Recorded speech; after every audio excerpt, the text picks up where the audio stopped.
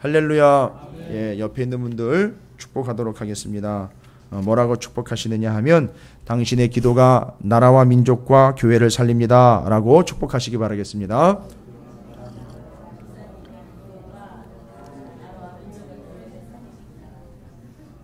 할렐루야. 예, 여러분 제가 말씀을 교독하기 전에 잠깐 멘트를 해드렸는데 반복적으로 등장하는 말씀이 있다라고 단어가 되기도 하겠죠. 어떤 이제 행위가 되는데 어떻게 좀 발견하셨나요? 뭐를 발견하셨습니까? 한 행위에 대한 단어인데요. 계속 나오고 있죠.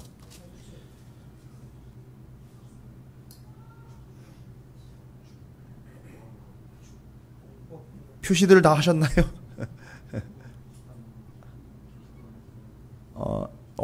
뒤에 뭐 이제 얘기하시기 시작했는데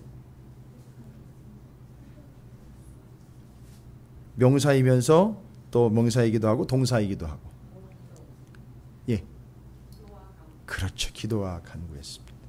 자주 등장합니다. 그러니까 그 형태는 다르지만 그 본질은 계속 기도에 대한 내용이라는 걸 여러분. 그래서 여러분에게 좀 이제 먼저 좀 힌트를 좀 드렸어야 되는데 힌트를 드리지 않아도 오늘 기도의 12절 이후로부터는 솔로몬의 뭐라고 기록이 되어 있죠? 기도라고 기록이 되어 있습니다. 여러분 지금 오늘 역대하 6장은 성전 건축이 완성됐고 여러분 기억하십니까? 성전 건축이 얼마 동안 건축이 이루어졌었는지 7년 동안 이루어졌었는데 특징이 뭐였죠? 7년 동안 지난 시간에 우리가 나눈 말씀인데 성전에서 그 뭐 뚝딱뚝딱 되는 소리 이런 거 맞추는데도 어쨌든지 하여튼 뭐를 하든지 참 복잡한 공정일 텐데 그것이 망치 소리, 못 치는 소리 이런 소리가 전혀 나지 않았었다라는 것. 그래서 7년 동안이나 조용하게 아주 은혜스럽게 성전 건축이 진행이 됐었고 완성이 됐습니다. 지금 여러분 그럼 성전이 완성이 됐으면은요 성전의 본래적인 이제 기능들, 성전을 건축한 목적, 성전의 본질 뭐 여러분들이 이미 많은 말씀들을 들으셨기 때문에 여러 가지로 이제 정리가 되실 텐데 성전의 본질이 뭘까요? 그러니까 말하자면 성전을 지은 이유가 뭡니까? 그럼 그 근거는 어디 있을까요? 성전을 지은 이유는 뭘까요? 왜 성전을 지었죠? 성막을 왜 짓게 됐었죠? 이유는 누구한테 있습니까? 그렇죠. 하나님에게 있잖아요. 그래서 이거 지으라고 한 것은 원래 하나님이었어요. 성전을 지으려고 했던 건 다윗이에요. 근데 성막을 지으라고 한 건 누구죠? 하나님이에요. 그럼 그건 그거랑 다른 겁니까? 아니죠. 본질은 원래 성막을 지으라고 하신 하나님의 목적은 뭐였다고 분명히 얘기했죠. 출애굽기에도 그렇고 성막을 지어서 하나님이 그렇죠. 이스라엘과 함께하기 위함이었다는 거죠. 근데 이게 지금 성막으로 지어서 몇 년 동안 이 성막이 이렇게 자리를 잡지는 못하고 한 곳에 있지 못하고 계속 움직여가야 됐단 말이죠. 이스라엘이 움직일 때마다. 정확하게 이야기하면 하나님이 움직이실 때마다 이스라엘이 움직였고 그래서 이제 성막을 같이 옮겨간 건데 이게 계속해서 옮겨 다닐 수밖에 없었던 거죠. 천막으로서 성막이 되어서 그게 약 역사가 한 500년 정도 된다 그랬어요. 약 한 500년 정도 된다 그랬습니다. 그리고 난 다음에 다윗이 제안을 한 거예요. 하나님이 우리와 함께하기 위하여 성막을 지으라고 한 것이 성전의 본질과 다르지는 않습니다만 이제 성막을 지어가지고 옮겨 다니는 것 말고 분명히 얘기하셨잖아요. 여호와 하나님이 무엇을 두시려고 이름을 두시려고 택한 곳에다가 내가 내 왕궁도 짓는데 하나님이 왕으로 거하실 하나님의 왕궁인 성전을 이렇게 지어서 건축을 해서 하나님께 봉헌해 드리면 어떻겠습니까? 나단 선지자한테 의견을 물어봤잖아요. 좋다는 거지요. 하나님도 허락하시는 거지 않습니까? 하나님도 좋게 여기셨다 그랬어요. 그게 건물이 움직이느냐 아니면 뭘로 지었느냐 뭘로 만들었냐의 문제가 아니라 하나님이 왜 성막을 지었고 왜 성전을 지으려고 하는지에 대한 본질을 하나님이 이해를 하셨잖아요. 아, 제대로 이해하고 있구나. 다윗이 이 백성이 그걸 왜 필요로 하는지 내가 분명히 이야기한 걸 잘 이해하고 있구나. 그래서 그걸 뭘로 짓는지, 그걸 붙박이로 짓든지 천막으로 짓든지 간에 그걸 따지시는 게 아니라 그걸 이해한 것을 좋다 여기셨어요. 그러니까 성막이나 성전이나 본질은 뭡니까? 하나님이 우리와 함께 하시는 거예요. 이게 아주 중요한 겁니다, 여러분. 이게 지금 정리가 이제 차례로 되는 거예요. 왜냐하면 성전이 완공이 됐기 때문에 이제 정리를 하셔야 돼요. 그러니까 본질은 이제 하나님이 우리와 너무 함께 하시고 싶으시니까 성막으로부터 시작된 성전의 역사가 이렇게 마무리가 되었습니다. 근데 이걸 조금 이제 뒤로 좀 넘겨서 역사적으로 살펴보자면 이제 움직이는 성막 500년 역사에 붙박이 성막 1000년이란 말, 성전 1000년이란 말이죠. 근데 이 성전 1000년 역사에는 솔로몬의 성전이 지어져서 한 350년 가다가 왜일까요? 350년이 왜 근거로 뭐로 나왔는지 여러분 아시겠습니까? 이거 350년이라 그러면 다른 분들은 이게 뭔가 싶으신데 여러분 그래도 좀 계산이 되시죠? 왜냐하면 남북으로 나눠져서 200년, 북이스라엘 망하고 남유다만 남아서 150년. 근데 안타까운 건 그 150년 뒤에 요 성전이 무너진다는 거죠. 어느 나라에서 의해죠? 바벨론에 의해서. 그래서 한 350년 잡는 거예요. 아, 이제 이해가 되시죠? 그러니까 이 성전이 한 350년 가다가 무너집니다. 그럼 자 보세요. 성막, 솔로몬 성전 무너지지요. 그리고 어떤 역사를 겪게 되지요? 바벨론에 포로로 70년 끌려갔다가 거기서 제대로 다시 훈련 받아서 돌아와가지고 다시 성전을 건축하지요. 돌아오자마자 제1차로 포로 귀환한 예수아와 수룹바벨에 의해서 성전이 다시 재건이 됩니다. 재건이 돼요.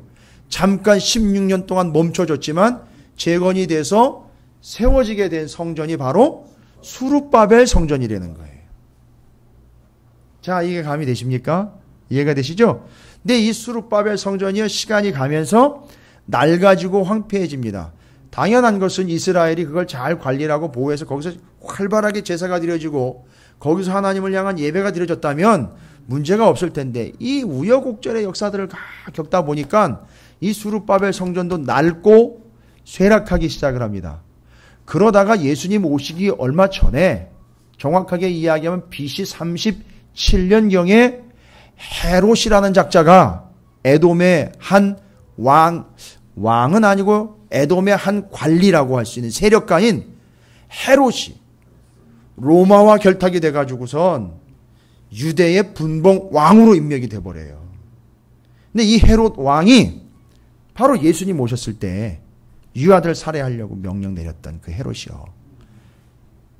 이게 유대인 지역을 잘 다스려야 원래는 누가 지금 전 세계를 지배하고 있죠. 로마가 지배하고 있으니까 로마한테 잘 보이려면은요, 요 지역이 시끄럽지 않아야 되거든요.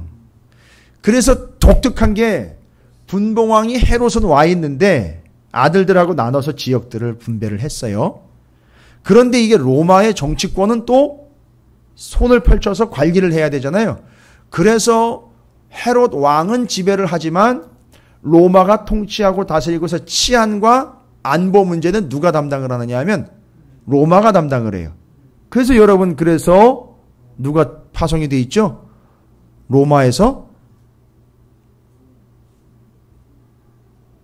예수님 오셨을 때 왜 왕은 헤롯 왕 분봉 왕으로 있었고 또 로마에서 파견된 로마의 총독, 백부장, 천부장, 이게 로마의 세력들이에요. 아주 이런 야릇한 구조가 되어 있었어요. 예수님 오셨을 때. 이해가 되십니까? 그 헤롯이 로마에 잘 보여야 되니까, 로마에 잘 보이는 건 뭐 다른 거 없잖아요. 두 가지만 잘하면 되잖아요. 유대 땅이, 그렇죠, 반란이 일어나지 않으면 되는 거고, 또 한 가지 더, 그렇죠. 세금을 잘 내면 되는데 이게 세금이 잘 나올 때가 성전에 이거 잘 되면 되거든요. 그래서 헤롯이요 성전을요 어마어마하게 지었어요. 3,400m의 가로 세로로 3,400m 깊이 46m까지 파가지고 아주 으리으리한 성전을 지어줬어요. 왜냐? 유대인들의 환심을 사서 유대인들한테 잘 보여가지고 좀 다독거려가지고선 잘 가려고요. 그리고 잘 만들어 놔야 제사를 잘 드리면 거기서 그렇죠. 거기서 성전세라든지 이런 게 잘 나오니까 또 그걸 또 세금으로 바쳐야 되니까. 그 당시에 또 임명된 그 제사장들이요 사두개파 쪽에서 로마와 결탁된 세력들이 그 임명이 됐었어요. 제사장 세력들이요. 그러니까 사두개파하고 바리새파하고 맨날 으르렁거렸고 이꼴저꼴 보기 싫다 해가지고 에세네파가 빠져나간 거예요. 그 사막으로요. 동굴로. 이제 그 동굴로 빠져나간 그 에세네파 중에 성경에 나와 있는 사람으로 추정되는 게 누구냐면 바로 세례 요한. 낙타 털옷 입고 메뚜기 먹고 석청 먹으면서 이 광야에서 살았던 그들. 자, 뭐 이런 개념들이 지금 예수님 오실 때 배경. 그래서 헤롯이 그 성전을 다시 건축을 해줘요. 으리으리하게. 오랜 시간 걸렸습니다. 40년 이상 걸리죠. 그러다 보니까 그 헤롯 성전이 또 자리를 잡게 되는 거예요. 그러니까 예수님 오실 때 그 성전은 헤롯 성전인 거예요. 근데 이게 이제 AD 70년경 넘어가면서 로마의 침략으로 인해서 완전히 다 또 무너지게 됩니다. 그래서 성전이 없어진 거예요. 그리고 지금 성전의 외벽, 옹벽, 벽에 일부만 남아있는 게 통곡의 벽인 거예요. 지금이. 이게 성전 역사예요. 그러면 성전은 어디 간 겁니까? 없어졌어요. 근데 성경은요. 고린도전서 3장 16절에 성전이 없어진 게 아니라 너희 몸이 성전이래. 지금 우리가 다 성전이 된 거예요. 이게 이제 완성이 된 겁니다. 여러분 이게 정리가 이렇게 쭉 되십니까? 이 틀을 이해를 하시면 복잡하거나 어렵지 않습니다. 그래서 제가 쭉 설명을 드렸잖아요. 움직이는 성막 500년 역사와 붙박이 성전 1000년인데 이것이 솔로몬 성전, 수룹바벨 성전, 헤롯 성전으로 넘어가서 다 무너지고 이제는 성전은 없으나 성경은 분명히 얘기했죠. 너희 몸이 성전이다라고 분명히 얘기를 했습니다. 이게 신약으로 인해 하나님 나라에 의해서 완성된 성전의 개념이에요. 그러니까 여기는 교회지만 뭐도 만든 거죠? 성전도 만든 거예요. 왜요? 너희 몸이 성전이라 그랬으니까. 교회는 예수 그리스도의 몸이라 그랬죠? 그러니까 성전도 맞아요. 그러나 이제 구약적인 개념이라고 이야기할 때 그 성전하고는 개념이 다르지만 의미상으로는 그 말도 틀리다라고 이야기하면 안 되는 거예요. 그건 구약의 얘기니까 성전이라고 하면 안 됩니다. 이건 말이 안 되는 거예요. 왜냐하면 우리 몸도 성전이라 그랬거든요. 그러면 그것도 말이 안 되는 거예요. 그거 쓰지 말아야죠. 그 용어도. 그러나 우리 몸은 이미 성전이 되어 있는 거예요. 자, 왜 성전이라는 걸 이야기하는 걸까요? 성전은 건물이나 구조를 이해해서 성전이라는 말을 쓴 게 아니에요. 오늘 솔로몬이요 성전 건축을 완성하고 난 다음에 오늘 6장의 12절 이후로 11절까지는요 하나님 우리 아버지한테 얘기하신 것대로 제가 이제 완성했습니다 이 얘기인 거예요. 하나님 저희 아버지한테 얘기하신 거 제가 이루어냈습니다. 이거 자랑하는 게 아니라 뭐 했다는 거죠? 하나님은 누구한테 얘기를 하셨고요? 다윗에게 얘기를 했고 다윗에게 이야기한 것이 하나도 토시 하나 틀리지 않고 누구한테 넘어갔죠? 솔로몬에게 넘어간 거예요. 이게 대단한 집안이에요. 이거 대단한 집안입니다. 제가 주중에 신방이 있어서 말씀을 잠깐 나눈 내용이기도 하지만 보세요. 이 아버지하고 아들이요. 온 역사에 인류 역사의 성경에서 가장 유명한 부자로 남아있지 않습니까? 그죠?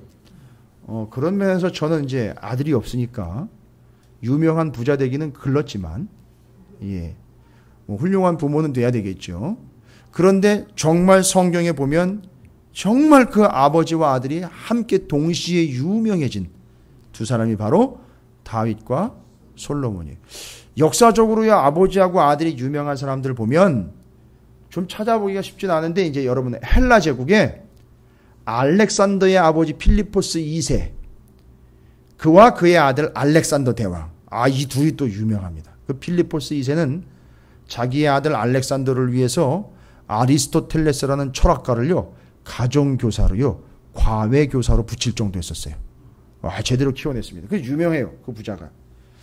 우리나라에는 또 그 아버지와 아들이 유명한 이들이 있나 했더니만 우리나라는 별로 없더라고요. 좀 찾아보자면 이제 엄마하고 아들하고 유명한 사람이 있더라는 얘기죠. 엄마하고 아들. 예. 신사임당하고 율곡 이이. 그래서 제가 그때도 말씀 나눴는데, 예. 왜 유명하냐 하면, 왜 유명하다고 인정할 수밖에 없느냐 하면, 빼도 박도 못하게 유명해요. 이유는 이제 돈에 새겨져 있기 때문에 그런 거잖아요. 이게 왜 이 돈에 유명한 인물이 새겨지기 시작했느냐? 여러분, 가이사의 것은 가이사에게, 하나님의 것은 하나님의 것이라고 이야기할 때 나왔던 이 로마의 황제 가이사가 자신은 모든 경제권까지도 내가 다 쥐고 있다라는 걸 표시하기 위해서 돈에다가 자기 형상을 새겼단 말이에요. 그러니까 이게 웬만한 사람들은 돈에 등장 못해요. 어지간히 유명해가지고는 돈에 등장 못합니다. 근데 정말 유명한 사람들은 돈에 나오게 돼 있어요. 그때부터 시작이 된 거예요. 자, 이 성전의 역사를 지금 제가 이렇게 전체적인 흐름을 통해서 여러분에게 설명을 드리면서, 그러면은요, 잘 보십시오. 아버지와 아들이 정말 유명해진 아버지 다윗과 아들 솔로몬이 그것을 정확하게 하나님의 뜻대로 이루어서 완성을 해냈어요. 자, 보시면 오늘 6장 6절에 솔로몬이 고백하고 있는 내용이에요. 성전이 어디 세워졌죠? 예루살렘이죠. 왜 예루살렘에 세워졌냐면 여호와 하나님의 이름을 두려고 택한 곳이기에 예루살렘이에요. 그러니까 거기 그렇게 나와 있네. 예루살렘을 택하여 내 이름을 거기 두고 또 다윗을 택하여 내 백성 이스라엘을 다스리게 하였노라 하신지라. 그리고 솔로몬이 내 아버지 다윗이 이스라엘 하나님 여호와의 이름을 위하여 선전을 건축할 마음이 있었는데 여호와께서 내 아버지 다윗에게 이르시되 내가 내 이름을 위하여 성전을 건축할 마음이 있으니 이 마음이 내게 있는 것이 좋다. 틀리다라고 이야기하지. 너 자격 안 돼 라고 이야기하니까 좋다. 하나님 받으셨습니다. 그런데 그것은 아버지가 하지 못했고 누가 했죠? 아들인 솔로몬이 했습니다. 그렇게 해서 하나님이 택하시고 내 아버지에게 말씀하신 것을 제가 이렇게 이루었습니다 라고 이제 보고한 거예요. 11절까지는. 그리고는 완성된 성전에서 잘 보십시오. 성전의 본질을 제가 이미 말씀드렸죠. 왜 하나님이 성막, 그 성전의 전신인 성막을 지으라고 했고 여기 성전도 본질은 역시 그거라고 했죠. 하나님이 우리와 함께 하시기 위함이라는 거예요. 여러분 이거 절대 잊으시면 안 됩니다. 그래서 하나님이 우리와 함께 하심이요 거기에 하나님이 뭐 하시는 거라 그랬죠? 함께 하시기 위해서 임재하시는 거예요. 그 임재하시는 것의 상징으로서 내가 너희와 함께 내가 여기 임재하는 거야 라는 걸 보여주기 위해서 뭘 했죠? 행동으로. 함부로 열어보면 안 되게끔. 그렇죠. 언약궤 안에다가 하나님께서 모세에게 직접 새겨서 주신 돌판을 놓고 어떻게 했죠? 뚜껑을 덮어버렸어요. 아니 뚜껑 열어서 그런 걸 좀 자주 봐야 되는 거 아닙니까? 아니요. 그게 아니라 하나님의 임재라는 걸 알려주기 위해서 그걸 한 거예요. 하나님이 임재하신다는 거예요. 그러니까 그 뚜껑을 함부로 열면 안 되는 거예요. 왜요? 하나님의 임재이기 때문에. 그래서 하나님의 임재를 함부로 우리가 좌우할 수는 없기 때문에 절대 손대서는 안 돼요. 그래서 하나님의 임재는 사람이 좌우하는 게 아니에요. 하나님 오락가락하라고 이야기한다고 되는 게 절대 아닙니다. 이건 잘못된 영성과 잘못된 신앙들이 해집어놓은 잘못된 말씀과 신앙이에요. 하나님 오십시오 하면 오는 게 아니에요. 하나님 가십시오 하면 가는 분이 아닙니다. 그냥 하나님이 임재하시는 곳으로 우리가 가는 거예요. 아주 위험한 발상입니다. 그건 마치 언약궤에 뭐를 여는 것과 같은 행위예요. 뚜껑을 여는 행위와 마찬가지. 여러분 사람은 하나님의 임재를 조절할 수가 없습니다. 하나님의 임재하시는 곳으로 우리가 나가는, 그래서 성전이 그거예요. 임재하시는 곳으로 우리가 나가는 거지 하나님의 임재를 좌우하는 게 아니에요. 그러나 이제 우리는 하나님의 임재를 구할 수는 있어요. 왜죠? 우리 몸이 뭐가 됐기 때문에요. 이거예요. 근데 하나님은 오락가락 오셔라 가셔라 이야기하는 게 아니라 사모하는 거잖아요. 임재를 사모하는 거예요. 그렇죠? 그런데 하나님은 또 얘기해. 사모하는 그들에게 내가 임한다는 거예요. 사모하는 그들에게. 이 개념을 여러분 구분하시기 바랍니다. 자, 그래서 제가 지금 계속해서 성전의 본질을 이야기 드리고 있어요. 하나님이 임재하셔서 우리와 함께 하시는 것. 이게 본질이에요. 근데 성전은 어떻게 지었다 그랬죠? 뭐 여러 이유가, 여러 토를 달 필요 없습니다. 성전은 어떻게 지었죠? 예, 물론 잘 지었어요. 정확하게 대답해 주셨습니다. 뭐에 의해서요? 예, 그걸 뭐라고 표현했죠? 세 글자로. 설계도. 설계도, 말씀에 의해서 기록된 그대로만 지은 거예요. 그렇죠? 그러니까 이 성전은 말씀 그대로 지어야 되는 거잖아요. 그러니까 이 성전의 틀은요, 뭘 벗어나면 안 되는 거죠? 말씀을 벗어나면 안 되는 거예요. 여러분, 이건 억지가 아니에요. 여러분, 우리가 하나님이 어떤 상황 가운데 임재하시느냐 하면 말씀의 틀을 정확하게 가지고 있는 이들에게 임하시는 거예요. 아니, 말씀 그대로일 때 임하시는 거예요. 왜냐? 예수님이요? 뭐로 임하셨죠? 말씀으로 임하셨죠? 그러니까 이 말씀이 원칙이 되지 않으면 죄송합니다. 말씀의 틀이 없고 말씀의 원칙이 없으면 하나님이 임하실 수가 없어요. 여러분, 성전이 왜 말씀대로 기록되었고 말씀대로 지어졌고 말씀 그대로 설계도가 되어서 지어졌느냐? 거기에 누가 임하시는 거니까요. 하나님이 임하시기 때문에 말씀대로 돼야 돼요. 그러니까 여러분, 이렇게 쉽게 생각하시면 됩니다. 여러분, 말씀대로 사는 영혼에게 하나님은 임재하시는 거예요. 다른 게 없습니다. 말씀에 정확한 틀이 있는 이들에게 하나님은 임재하시는 거예요. 너무 자유롭게 임재하시고요. 자유롭게 역사하시는 거예요. 여러분, 표현이 좀 그런데 쥐어 짠다고 하나님이 오락가락 하시는 게 아니에요. 정확한 그 말씀의 틀이 있는 이들에겐 하나님 자유롭게 임재하시는 거예요. 또 여러분, 그렇다고 그걸 노리고 그러지 마십시오. 그건 또 순서가 바뀐 거니까. 여러분, 정확하게 그러니까 지금 제가 성전을 가지고 말씀을 드리는 거예요. 성전이 이미 완공이 됐기 때문에. 근데 여러분, 생각해 보십시오. 성전이 조금이라도 하나님의 기준이나 말씀의 틀에서 어긋난 채로 솔로몬의 의견이나 짓는 사람들의 개인적인 성향에 의해서 성전에 주어지는 구조라든지 이런 것들이 변형이 되었다라면은요, 예, 하나님 째째하시니까 뭐 째째하게 그런 거 안 보시고 그냥 대충 절대 그렇지 않습니다. 지금 솔로몬이 기도하고 있는 이 상황에 성전이 봉헌되고 있을 때 하나님이 아무 소리 안 하신 건요, 말씀대로 지어졌다는 얘기예요. 하나님이 토를 안 다시는 거죠. 그러니까 이건 말씀대로 된 거예요. 그러니까 하나님이 일단 1차적으로는 완성된 거예요.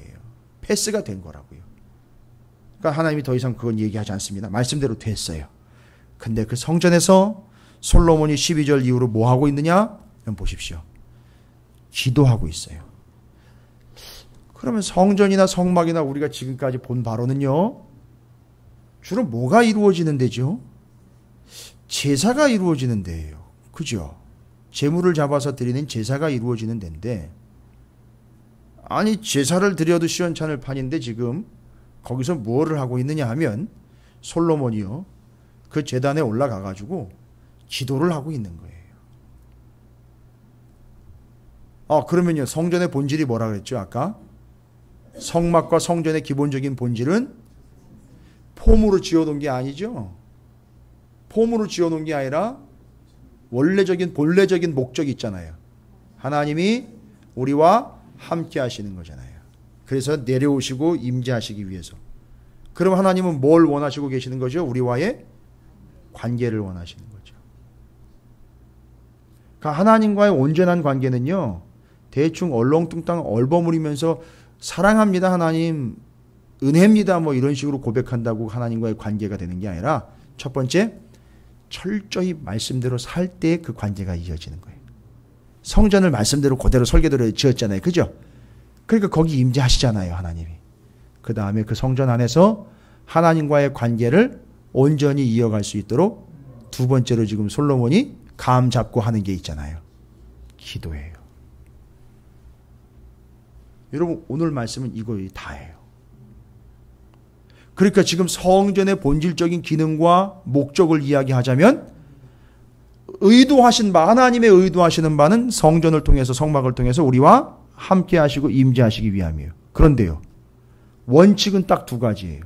말씀대로 또한 기도를 통해.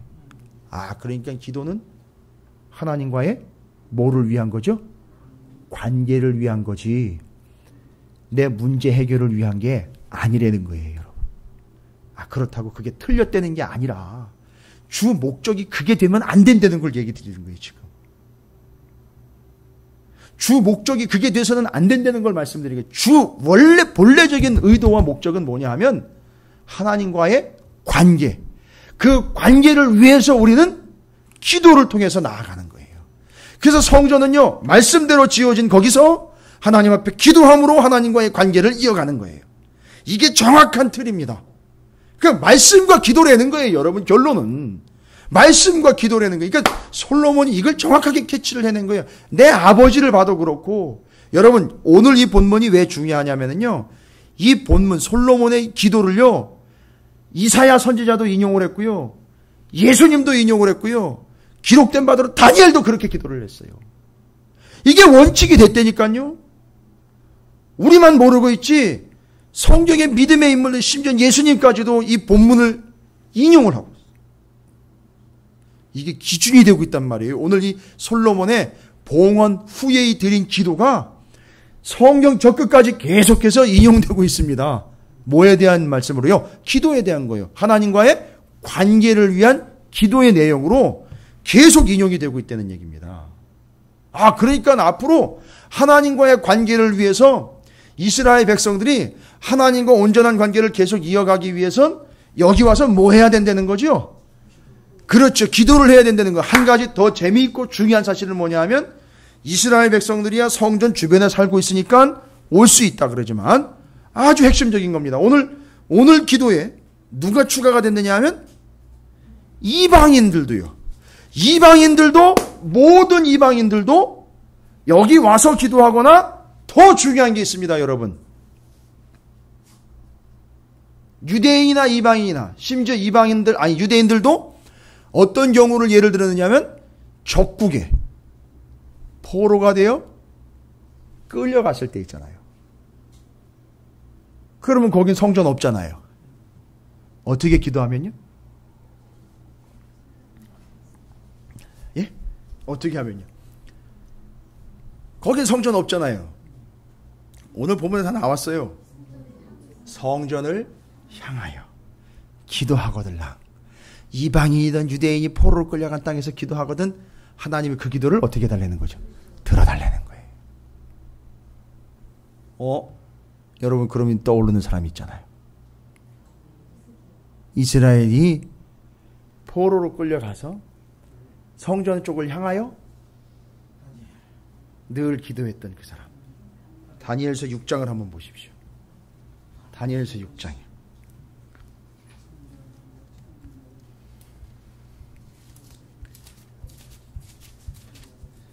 다니엘서 6장을 한번 보시면요. 다니엘서 6장은 어디 기록되어 있냐면 1242쪽입니다. 구약성경. 다니엘서 6장. 여러분 이거 반드시 여러분 살펴보셔야 됩니다. 다니엘이 기도한 근거가 뭐냐 이거죠. 목숨 걸고도 기도했습니다. 다니엘이 기도합니다. 다니엘서 6장 10절 한번 볼까요? 1242쪽에 다니엘서 6장 10절. 문제는 뭐냐 하면은요, 요 다니엘이 지금 왕에게 발탁이 돼가지고요, 요 나라의 고위 관직자가 됩니다. 구조상은 3명의 총리와 120명의 고관들로 구성이 되어 있는 정치 체계가 완성이 됐는데, 왕이 다니엘을 유독 신임을 합니다. 나머지 총독들과 관리들이 이놈의 다니엘을 어떻게 제거를 할까 잔꾀를 냈는데, 여러분 6장 1절부터 9절까지 쭉 보시면 이 사람들이요 찾다가 흠을 못 찾았어요. 그러니까 이제 흠을 못 찾으니까 어떻게 했느냐 하면 덫을 놔서 걸리게 만들자. 이게 꾀를 냅니다. 그게 뭔 꾀를 냈느냐 하면 왕의 조서를 내려가지고 30일 동안 지금부터 30일 동안 왕이 아닌 다른 것에 경배하거나 절하거나 기도하는 놈이 있으면 왕의 이름으로 바로 처형을 해버리는 이 법을 왕의 도장을 찍어가지고 통과를 시켜버린 거예요. 이건 누구 잡자는 얘기죠? 다니엘 잡자는 얘기잖아요. 다니엘이 그걸 알았을까요? 몰랐을까요? 알았어요. 6장 10절에 보면 다니엘이 이 조서에 왕의 도장이 찍힌 것을 알고도 그걸 자기를 잡아먹으려고 지금 올무를 놨다는 걸 알고도 어떻게 합니까? 집에 돌아가서는 윗방에 올라가 어디를 향해서요? 예루살렘으로 향한 창문을 열고 전에 하던 대로 하루 3번씩 무릎 꿇고 기도하며 그의 하나님께 감사하였더라. 여러분 왜 감사할까요? 이거 도대체 뭘 감사한 겁니까 도대체? 제가 고민 많이 했어요. 지금은 조서가 찍혀가지고요. 걸리면 그냥 찍혀버리는 거예요, 진짜. 도장 찍히는 것처럼 완전히 찍혀서 죽는다니까. 그래가 어디 들어가요, 지금? 걸려서 나중에. 사자굴에 들어간단 말이에요. 근데 다니엘은요, 여기 보니까 그냥 믿음 있는 척 하는 게 아니에요. 의연한 척 하는 게 아니라 기도하고 감사했다고 그래요. 뭐에 대해서 감사한 걸까요? 기도한 것에 대해서 감사한 거예요. 그죠? 요거는요, 그 앞에 있는 내용을 모르면 솔로몬 왕이 성전 건축을 봉헌하고 그 다음에 거기 성전 안에서 이스라엘 백성들 다 모아놓고 축복 기도했고 하나님께 기도한 내용을 모르면 뭘 감사했는지 모른단 말이에요. 그럼 잘 보세요. 역대하 6장 34절부터 42절까지를 차분히 읽어보시면 솔로몬 왕이 만약에 우리나라가 적국의 포로가 되어 끌려가서 거기서 성전을 향하여 기도하면 어떻게 해달라고 그랬죠? 들어달라고 기도를 했죠. 다니엘은 그럼 요걸 알고 있었을까요? 모르고 있었을까요? 이 솔로몬의 기도 알고 있죠. 그럼 이 내용을 알고 기도를 했는데 감사했습니다. 뭐가 감사할까요? 내가 이 기도를 여기서 하면 하나님이 그렇죠, 들으신다라는 걸 감사한 거예요. 이루어주신 걸 감사한 게 아니라 들으신 거라는 걸 확신해가지고 감사한 거란 말이에요. 여러분 이루어지면 감사고 안 이루어지면 땡깡. 아닙니다. 이게 기도가 되는 게 그게 아니에요. 우리의 기도는 언제든지 그렇게 돼버렸어요. 하나님 주십시오 주십시오 해서 기도했는데 안 주셨어요. 여러분 이거 응답된 겁니까? 안 된 겁니까? 이거 달라고 계속 기도했는데 하나님이 안 주셨어요. 응답이 된 거예요? 안 된 거예요? 응답이 된 거예요? 뭐라고 응답 온 거예요? 안 줘. 이해가 되십니까? 하나님 이때까지 꼭 이게 돼야 됩니다. 기도했는데 그때까지 안 됐어요. 응답이 된 겁니까? 안 된 겁니까? 응답이 됐어요. 뭐라고 응답이 온 거예요? 아직 아니야. 더 해야 돼. 이거 온 거예요. 이상하세요? 기운이 쭉 빠지십니까? 근데 응답은 온 거예요. 그러니까 다니엘은요, 우리보다 몇 수 위에 기도를 하고 있는 거예요. 하나님이 이루어 주셨느냐 안 이루어 주셨느냐가 아니라 이 기도를 하나님이 반드시 들으신다는 거예요. 여러분 오늘 저녁에 기도하실 때 그런 믿음 가지고 기도하시기 바랍니다. 여러분의 기도, 여러분의 신음소리까지도 들으시는 하나님이 여러분의 기도를 들으시는데, 여러분 이게 위로 안 되십니까? 여러분 요것 때문에 하나님과의 관계가 정말 끈끈해지는 거예요. 들어준다는 거 아니에요. 여러분 지금 여러분 옆에 계시는 분들이 뭐가 그렇게 좋아가지고 붙어 앉아 계십니까? 뭔가 얘기를 하면 그래도 좀 들어주는 신용이라도 해주는 거 아닙니까? 그렇죠? 가족이 가까운 이유가 뭐예요? 죄송합니다. 헛소리라도 들어주는 게 가족이기 때문에 그게 관계가 형성이 되는 거예요. 근데 이게 하나님이 내 기도를 듣는다라는, 들으신다라는, 이 솔로몬의 이 기도를 정확하게 다니엘이 꿰뚫고 있는 거예요. 내가 왜 기도를 해야 되느냐? 되든 안 되든 하나님 내 기도를 들으신다는 거예요. 거기를 향하여 기도할 때 하나님 내 기도를 들으신다는 거예요. 이방에서 기도를 해도 들으시고 심지어 이방인이 기도를 해도 들으신다는 것. 이 응답 이런 건 얘기하지 말고요. 그건 우리가 정말 평가하지 말고요. 그냥 들으신다는 것만으로든 은혜와 만족이 되며 그 하나님과의 관계가 정말 끈끈하게 이어지는 것.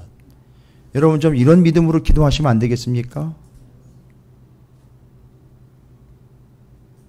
뭐 기도가 됐네 안 됐네 이런 거 말고요.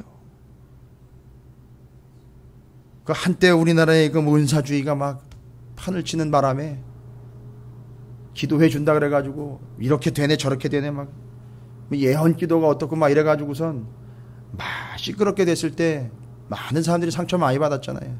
됐네 안 됐네 이래가지고서. 근데 그걸 이길 수 있는 유일한 방법은 뭐냐 하면 성전의 본질이 깨달아지면서 정리가 돼서 말씀대로 지어진 성전에서 말씀대로 지어진 성전으로 하나님이 임하셔서 거기서 기도할 때 그들과의 관계를 이어가시는 하나님이 본질이요.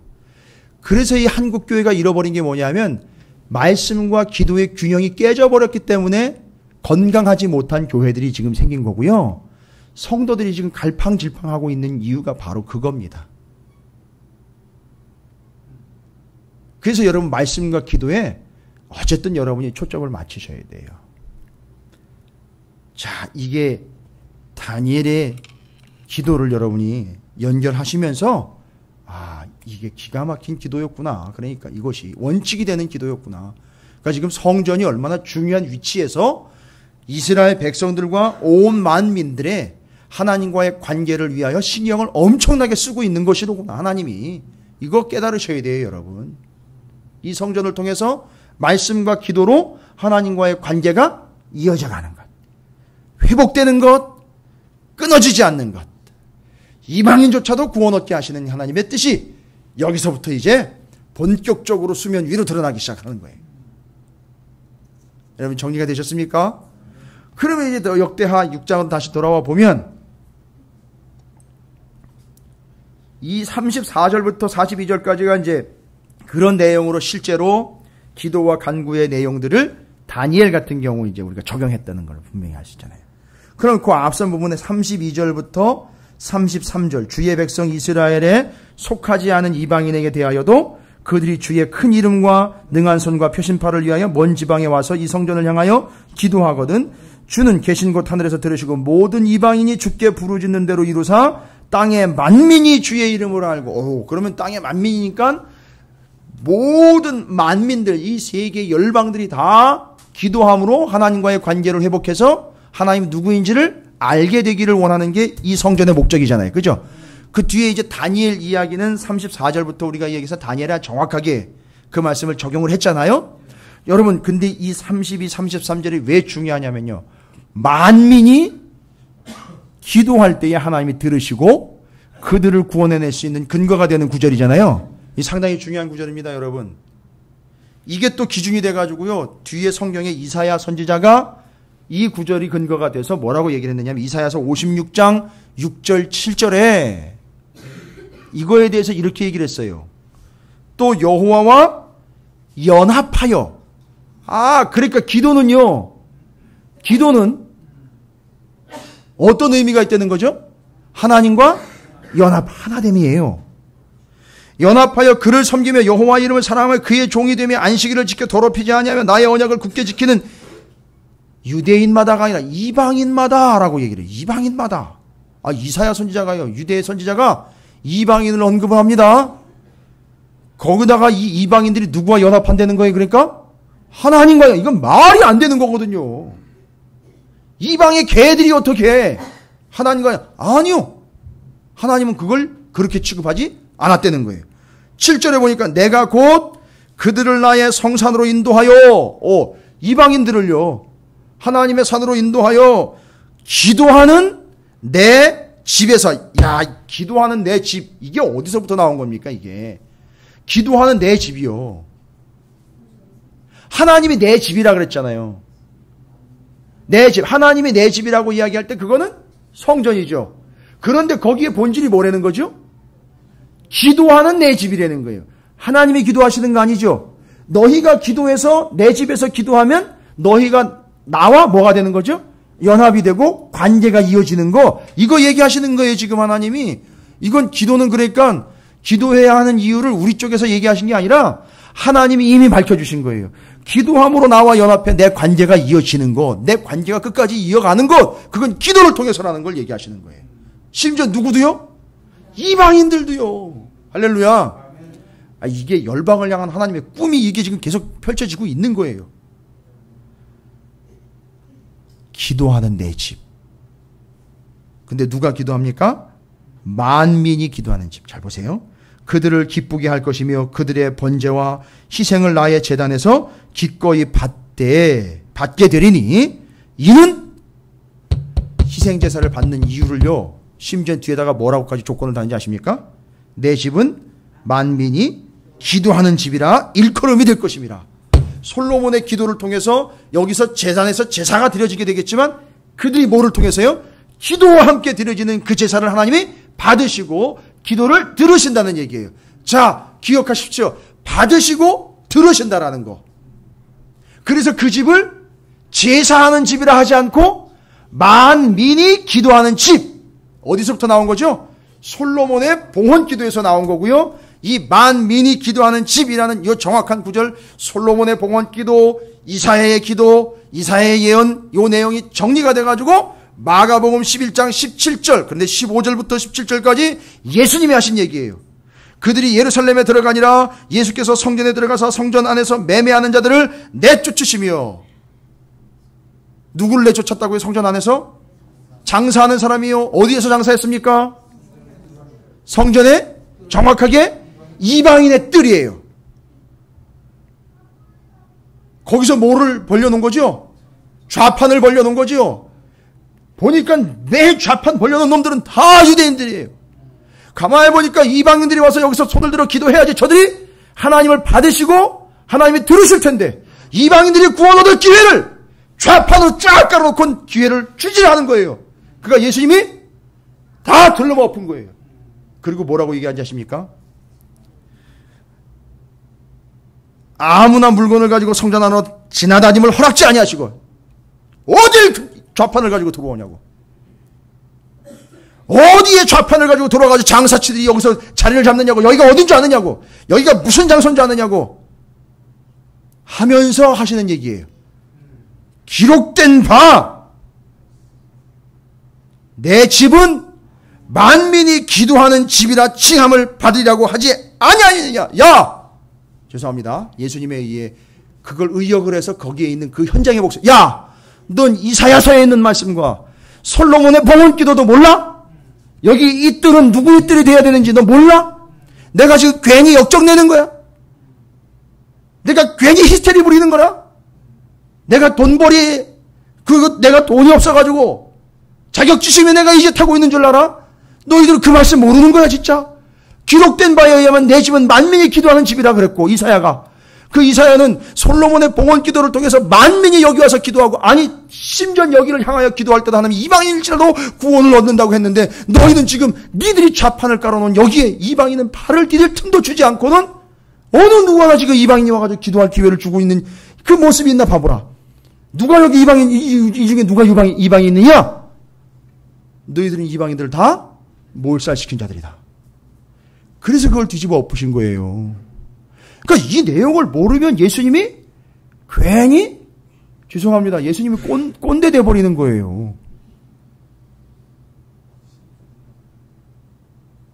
그러니까 이 마가복음 11장 15절부터 17절까지의 말씀, 내 집은 만민이 기도하는 집이다 라는 이 말씀이 나오기까지요, 솔로몬의 봉헌 기도, 이사야 선지자, 다니엘이 성전을 향하여 기도한 모든 내용들, 예수님이 지금 만민이 기도하는 집인 이방인의 뜰이 왜 이렇게 변질되었는지에 대해서 그것 때문에 장사하는 걸 얘기한 거지, 장사하는 것 자체를 나쁘다고 악한 걸로 표시한 게 아니란 말이에요.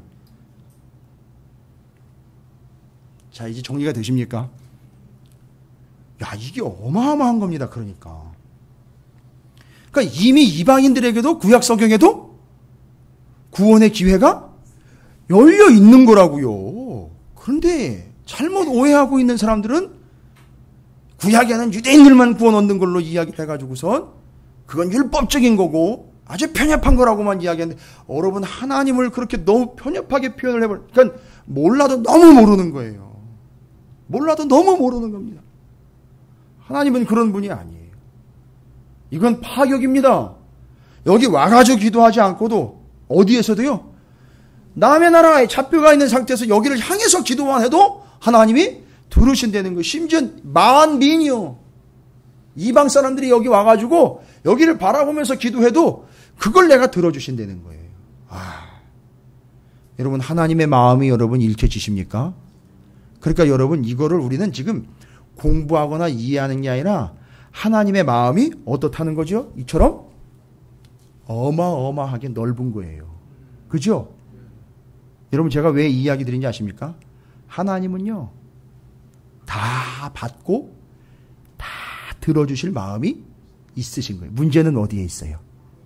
우리가 하지 않는다는 거예요. 심지어 우리가 똑바로 하지 않는다는 거예요. 아예 하지 않는다는 게 문제인 거예요. 하나님은 완벽하게 열어놓으셨어요. 지금 아예 들을 채비가 다 되기시고요. 어떤 소리든지 개미 새끼 한 마리 지나가는 소리도 다 들으실 정도로 다 듣고 계시는 거예요. 여러분을 책망하는 게 아니라 우리의 위치를 여러분 점검해 봐야 됩니다. 이렇게 하나님은 넓게 열어놓으셨어요. 아예 다 열어놓으신 거예요. 아예 뻥 뚫리게 열어놓으셨는데 하나님의 귀와 마음에는 성도들의 기도가 들리지 않는다는 게 문제죠.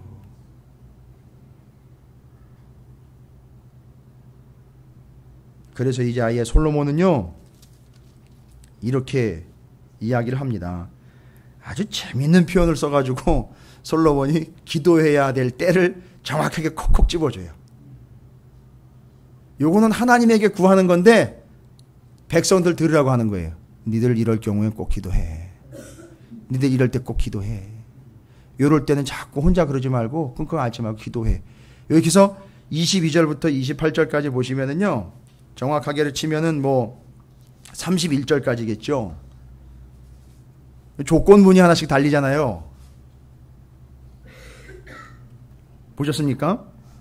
22, 24, 26, 28. 만일이라는 조건이 달리잖아요.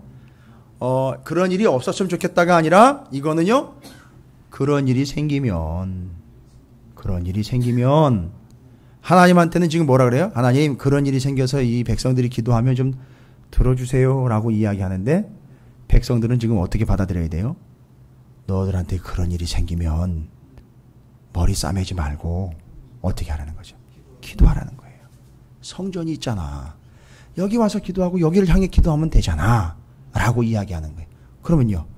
구체적으로 정말 기도가 필요한 상황들 여러분 이것 외에 다른 거는 기도할 필요가 없다는 얘기일까요? 그게 아니에요. 심지어 이럴 때에도 기도하니 늘 기도하는 거는 당연한데 이런 일이 분명히 있을 텐데 이럴 때 자꾸 머리 싸매지 말고 바로 기도의 자리에 들어오라는 거예요. 솔로몬이 이걸 잘 보시죠. 근데 22절부터 보면은 정말 솔로몬의 나중은 조금 꺼적지근한데 지금 보면 와 솔로몬이 이 이야기를 딱 펼쳐내. 제가 이 앞에 22절 23절을 읽으면서 엄청 은혜를 받았어요. 제가 잘 보세요. 언제 기도를 해야 되느냐. 만일 어떤 사람이 그 이웃에게 범죄함으로 맹세시킴을 받고 이게 뭔 얘기입니까? 뭔가 지금 두 이웃 사이에 일이 생겼어요. 범죄하는 사실이 발견이 됐습니다. 근데 이게 한쪽에서 이제 나는 하나님의 이름을 두고 맹세하는데 나는 그런 일이 없습니다. 뭐 이렇게 이제 딱 다짐을 받아 놓은 거예요. 그 경우는 어떻게 되는 거냐면 그렇게 그냥 끝날 게 아니라 성전에 와서 주의 제단 앞에 그렇게 맹세하거든 진짜 그런지 아닌지 정말 옳은지 그른지 틀린지 맞는지 진짜 그랬는지 안 그랬는지를 너희들끼리 판단하지 말라는 거예요. 정말 답답하겠죠. 그죠? 정말 옳고 그름을 판단해야 될 거 아닙니까? 속 뒤집어지죠? 그럴 때 어떻게 하랍니까? 23절에 주는 하늘에서 들으시고 뭔 얘기? 그 지금 하나님이 들으신다는 얘기는 그 사람들이 뭐 했기 때문에요? 그렇죠. 기도했기 때문에 들으시는 거예요. 그러니까 옳고 그름을 판단해야 될 일이 생기면 너희들끼리 티격태격하지 말고 뭐 하려는 거죠? 나한테 와. 나한테 와서 기도하려는 거예요. 여러분, 기도는요, 세상에 판가름하지 못할 옳고 그름에 분명한 것을 하나님이 다 듣고 계시기 때문에 하나님이 판단해 주셔요. 여러분, 억울하시고 답답하시고 정말 짜증날 때가 한두 번이 아니고 마음이 어려우실 때가 한두 번이 아닌 거 아는데, 그럴 때 판단하려고 하거나 반드시 내가 밝혀내야 되겠다, 이 개념이 아니라 뭐 하시려는 거죠? 기도하라는. 그래서 기도는요, 뭘 구분하는 겁니까? 기도하는 것이 옳고 그름을 판단해내는 기준이 되는 거예요. 저는 믿어요. 진정으로 기도하는 자들이 옳은 자들이에요. 저는 그거 알아요. 하나님도 그걸 들으셔요. 근데 왜 제가 여기서 은혜를 받았느냐면 22절부터 보세요. 이런 억울한 일이 있고 이런 분간을 해야 되잖아요. 옳고 그름을 판별을 해야 되잖아요. 그죠? 근데 솔로몬이 20세의 이게 약관의 나이에 큰 거 한 건 했잖아요. 왜? 옳고 그름 한번 판단해냈잖아요. 그죠? 아니, 그 애 하나 놓고 엄마가 싸우는 거. 그쵸? 모름지기 엄마는요, 소유를 포기해 생명을 살려내는 게 엄마 아닙니까? 그렇죠? 어머님들이 그거를 끄떡끄떡 거리시는데, 그걸, 아니, 20살의 그 어린 나이에 그 젊은이가 그걸 어떻게 알았는지 기가 막히게 구분을 해내잖아요. 아니, 그러면요, 이런 일 같은 경우도요, 자기가 왕이잖아요. 왕이면 이런 분쟁거리가 생기면 누구한테 와야 돼요? 왕한테 와야 되는데, 아유, 내가 이런 일 자꾸 나한테 오면 골치 아프니까 나한테 오지 말고 하나님한테 그냥 기도하라고. 이거 아니잖아요. 진짜 판단해 줄 분, 진짜 옳고 그런 건 누가 안 되는 거죠? 하나님이 하신다는 거예요. 내가 왕이지만 나도 판단할 일이 아니라 하나님이 판단하실 일이니까, 그런 억울한 일이 생기고 정말 가슴 미어지는 일이 있으면 뭐 하라는 얘기죠? 기도하라는 얘기예요. 여러분, 기도하시기 바랍니다. 예. 정말 그럴 때 기도하시기 바랍니다. 진짜 그럴 때 기도의 무릎을 바로 꿇으세요. 이런저런 얘기 필요 없습니다. 그냥 기도하시면 하나님이 판단하십니다. 할렐루야. 제가 봤을 땐 먼저 기도의 무릎을 꿇는 자가 그 사람이 옳은 자예요. 저는 믿어요. 그래서 22절, 23절을 제가 묵상하면서, 야, 솔로몬 대단하다. 이 사람이야말로 진짜 하나님 왕으로 지금 후반기는 좀 아쉽지만, 야, 제대로 물려받았구나, 아버지로부터. 정말 멋있는 사람이다. 그러니 하나님이 판단 안 하실 수가 있겠습니까? 판단하시죠. 여러분, 기도하는 자들이 하나님의 옳은 판단을 받게 될 줄로 믿습니다. 24절부터 25절까지는요. 또 만일 어떤 문제가 생기는 겁니까?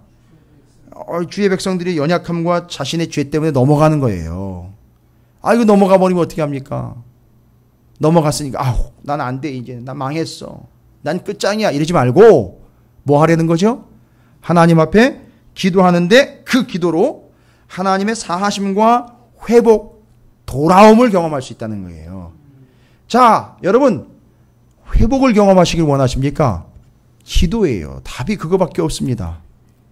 넘어갔고 쓰러졌고 오해받았고 아팠고 상처받았습니다.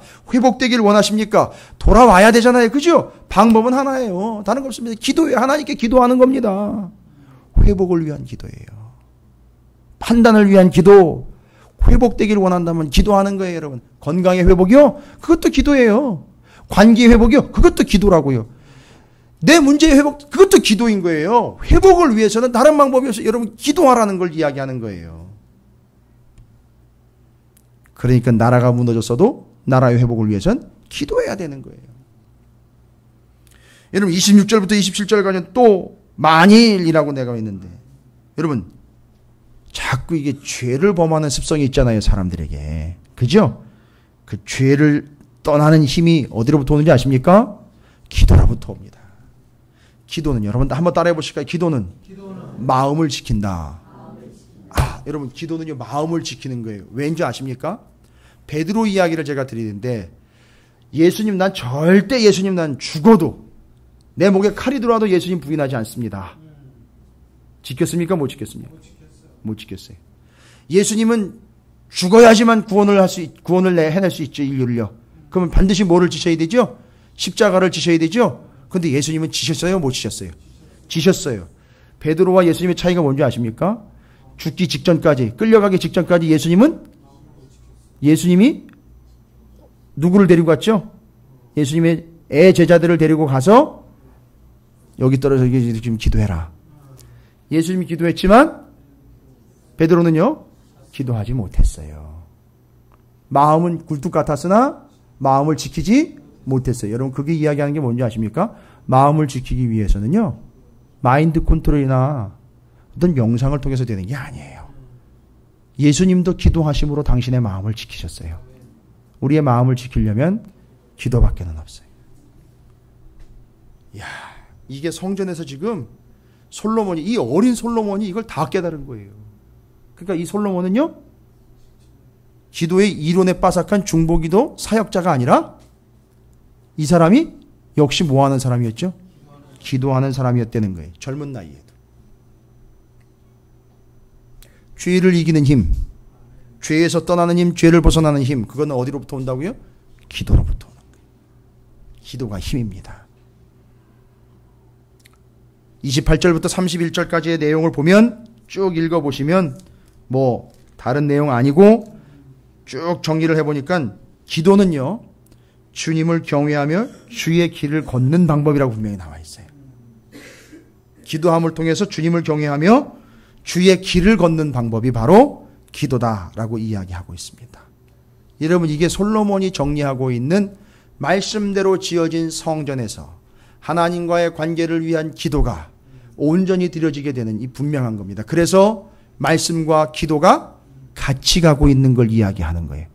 그래서 제가 성경에는 없는 얘기지만 제가 목회자로서 영적인 경험과 분명한 하나님의 응답을 통해서 여러분에게 말씀, 제가 경험하고 있고 제가 하고 있는 방법으로는 기도 1시간이면 말씀 1시간 가는 거예요. 반드시예요. 여러분, 잊지 마십시오. 말씀대로 지어진 성전에서 기도합니다. 말씀대로 지어진 성전을 향하여 기도하는 거예요. 그건 말씀대로 기도한다는 거예요. 그래서 예수님은 기록된 바, 자꾸 이야기하시는 이유가 뭐냐면 기록된 말씀이 근거가 되어 있기 때문에 그 기록된 말씀의 근거로 기도하면 희한하게요, 말씀이 근거이기 때문에 하나님의 응답이 명확하더라는 거예요. 이게 놀라운 하나님의 역사입니다. 여러분, 그래서 말씀에 근거한 기도가 돼야지 자기 감정과 자기 마음과 자기 생각과 자기 이념에 빠져서 순전히 내 이야기만 한다는 것, 이건 기도가 될 수가 없어요. 이게 우리가 이제 주의해야 하는 바입니다. 그래서 우리가 이거 훈련해야 돼요. 말씀 안에서 기도하고 말씀으로 기도하는 것. 예수님이 그렇게 기도를 하셨잖아요. 그래서 바울도 그렇게 기도를 했어요. 스데반도 마찬가지고 많은 성경의 인물들이 말씀의 틀을 가지고 그렇게 기도를 했습니다. 아마 솔로몬이 이렇게 정확하게 원칙을 부여해 줬기 때문에 수많은 믿음의 사람들이 기도할 때에 말씀을 근거로 기도하는 진정한 기도를 여기서부터 배워가지 않았을까? 저는 그렇게 생각을 합니다. 그래서 오늘 솔로몬은 정확하게 이야기합니다. 두 가지예요. 말씀과 기도. 이게 성전을 중심으로 이루어지고 있다는 사실을 여러분에게, 이스라엘 백성들에게 아예 구조물로 딱 보면서 이건 말씀대로 지어진 성전, 여길 향하여 여기서 기도하는 그 기도가 하나님이 응답하시는 기도, 그것 넘어서 하나님이 들으시는 기도, 그리고 하나님과의 관계가 기도를 통하여 계속 이어져 간다는 사실, 이게 정리가 된 거예요. 할렐루야. 여러분이 오늘 밤에 기도하실 때에 이런 사실과 확신을 가지고 하나님 앞에 온전한 마음으로 기도하시기를 주님의 이름으로 축원을 드립니다. 그리고 기도하실 때 반드시 오늘 말씀을 근거로 기도를 하세요. 하나님, 이방인도 심지어는 향하여, 다니엘도 향하여 기도할 때에 감사함으로 기도했다라는 것, 그게 무슨 의미일까? 들어주신다라는 사실 때문에 감사함으로 기도했던 것. 그래서 언제 어디서든 기도할 때에 하나님이 들으신다라는 사실로 내 삶의 자리가 다 기도의 자리가 되게 해 주십시오. 그리고 기도하게 해달라고. 그래서 그 하나님과의 관계가 기도를 통하여 더 끈끈해지는 내 몸이 성전되는 존재가 되게 해달라고. 그러면 이제 완전히 정리가 다 됐어요. 내 몸이 성전이 돼버렸어요. 그럼 뭘까요? 내 몸이 성전된 거는요. 성전됐다는 얘기는요. 이 솔로몬의 두 가지 원칙으로 보면 말씀대로 돼야 되는 존재. 그렇죠? 그 다음에 기도하는 존재. 이게 성전의 본질이잖아요. 그러니까 내가 지금 몸이 성전이 됐다는 건 바로 그겁니다. 말씀대로 살아야 하는 존재, 그냥 그대로 기도하는 존재. 이게 내 몸이 성전이 되는 역사입니다. 중요한 거는요, 이제는 늘 주님이 나와 함께 하신다는 게 이게 또 기가 막힌 사실인 거예요. 반드시 들으시겠죠? 들으실 뿐만 아니라 아시겠죠? 여러분 이런 사실을 믿으시고 오늘 밤에 이 말씀과 근거로 해서 하나님 내가 성전된, 내 몸이 성전된 자로서 하나님 앞에 이제 기도합니다. 예수님의 이름으로 기도합니다. 솔로몬이 온전한 말씀으로 성전을 지어내고 거기서 하나님 앞에 기도했던 것처럼 내가 이제 말씀의 성전이 되고 내가 기도하는 자가 되어 하나님과의 관계를 온전히 이어가는 참으로 복된 존재가 되도록 해주십시오. 들으시는 줄로 믿습니다. 오늘 밤에는요, 그 다니엘처럼 그런 믿음으로 기도했으면 좋겠어요. 그냥 믿음의 사람, 훌륭한 사람 다니엘 이런 개념의 사자굴 얘기가 아닙니다. 사자굴 앞에 있는 내용이 더 중요한 거예요. 기도가 그가 감사함으로 기도했다는 사실이에요. 그걸 알고도 감사함으로 향하여 기도할 때에 하나님이 솔로몬을 향해 지은 성전에서 기도할 때, 축복 기도할 때에 만민이 심전 끌려간 이방에서 여기를 향하여 기도할 때 하나님 들어주십시오라는 그 기도를 이미 보고 알고 듣고 그대로 기도했대. 하나님은 사자굴에서도 건져줬던 다니엘처럼 여러분의 삶을 하나님이 지켜주실 줄로 믿습니다. 그게 기도의 원칙입니다. 오늘 이 밤에 그런 믿음을 가지고 다니엘이 솔로몬의 기도를 근거로 기도했듯, 이사야가 솔로몬의 기도를 근거로 기도했듯, 예수님이 솔로몬의 기도와 이사야의 기도를 근거로 기도하셨듯, 외치셨듯 우리가 오늘 이 밤에 그 말씀을 근거로 기도하는 여러분의 삶이 되시고 기도의 자리가 되시기를 주님의 이름으로 축원을 드립니다.